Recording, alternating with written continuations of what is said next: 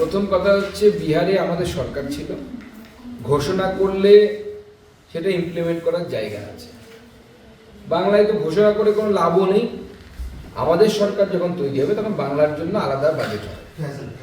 কিন্তু আপনারা যে কথাটা বলছেন 16 ফিনান্স কমিশনের, যদি আমি আপনাদেরকে ট্যাক্স ডিভলিউশন দেখাই, আমার কাছে লিস্ট আছে, বাংলা হচ্ছে সেই রাজ্যগুলোর মধ্যে প্রথম দিকে থাকবে যারা সব থেকে বেশি ট্যাক্স ডিভলিউশনের টাকা পাবে। এই যে 41% আমাদের যে ট্যাক্স ডিভলিউশন নতুন ফিনান্স কমিশনের রিপোর্ট অনুসারে যেখানে স্পষ্ট করে বলা হয়েছে, তার মধ্যে 7.215% ট্যাক্স ডিভলিউশন টোটাল বাংলা পাচ্ছে।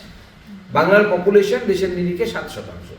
বাংলাকে দেওয়াও হচ্ছে 7% থেকে একটু বেশি ট্যাক্স ডিভলিউশনের টাকা।